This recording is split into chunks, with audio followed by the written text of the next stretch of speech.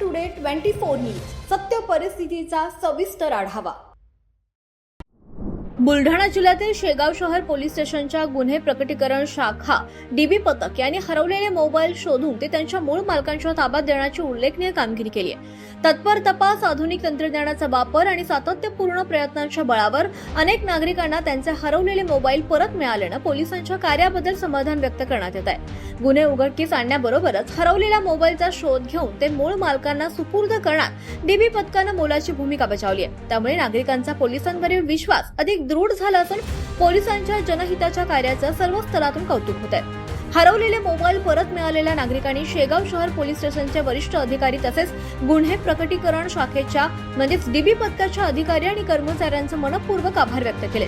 भविष्यात सुद्धा अशाच तत्परतेने जनतेच्या सेवेसाठी कार्य करावं अशी अपेक्षा सुद्धा त्यांनी यावेळी व्यक्त केली आहे। सर, मी गजानन जगन्नाथ किळे, राहणार मुंगळा, तालुका मालेगाव, जिल्हा वाशिम। शेगाव इथे दर्शनाकरता गेला असता विसावा इथे आंघोळीसाठी गेले असतात माझा मोबाईल गाळा झाला। मी ताबडतोब शेगाव शहराला मी कंप्लीट केली, परंतु शेगाव पोलीसचे तात्पर्य दाखवून ठाणेदार साहेब आणि प्रकाश गावंडे सरांनी माझा मोबाईल शोधून काढण्यात खूप मोठी मदत केली आणि आज मला माझा मोबाईल मिळाला। माझे नाव सुनील भागवत। आम्ही बँकेत SBI बँक शेगावला आलो होतो कामानिमित्त।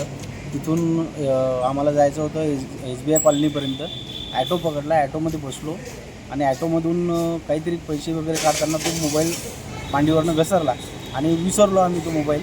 पण ॲटोवाल्याला आम्ही ताबडतोब कॉल केला। रोडवरून खाली उतरल्याबरोबर आम्ही गाडीतून म्हणजे जस्ट 1 मिनिटाच्या कमी वेळामध्ये, पण तरीसुद्धा 2 कॉल केल्यानंतर त्याने तो मोबाईल स्विच ऑफ केला।